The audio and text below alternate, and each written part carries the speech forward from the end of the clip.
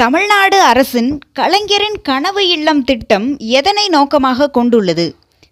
சரியான பதில் 2030க்குள் குடிசைகள் இல்லாத தமிழகத்தை உருவாக்குதல். இதுதான் தமிழ்நாடு அரசின் கலைஞரின் கனவு இல்லம் திட்டத்தின் முக்கிய நோக்கமாக இருந்திருக்கிறது. இந்த திட்டமானது 2024ஆம் ஆண்டு முதலமைச்சர் அவர்களால் அறிமுகப்படுத்தப்பட்டது.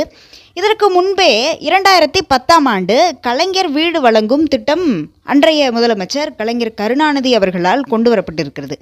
சமீபத்தில் ஒரு கணக்கெடுப்பின்படி தமிழகத்தில் இன்னும் 8 லட்சம் குடிசை வீடுகள் இருப்பதாக ஒரு சமீபத்திய கணக்கெடுப்பு ஒன்று வெளியாகி இருக்கிறது. எனவே இதைத் தொடர்ந்து 2024ஆம் ஆண்டு எந்த திட்டம் தமிழக அரசால் வெளியிடப்படுகிறது, அறிமுகப்படுத்தப்படுகிறது? கலைஞரின் கனவு இல்லம் திட்டம் என்கிற திட்டம் அறிமுகப்படுத்தப்படுகிறது.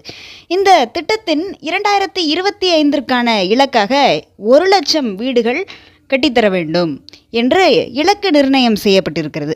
இதற்கு முன்பே 2010ஆம் ஆண்டு கொண்டுவரப்பட்ட கலைஞர் வீடு வழங்கும் திட்டத்தின் கீழ் ஏழைகளுக்கு இலவச வீடு வழங்கப்பட்டது. இதுவே 2024 கலைஞரின் கனவு இல்லம் திட்டத்தின் கீழ் 3100 கோடி நிதி ஒதுக்கப்பட்டுள்ளது.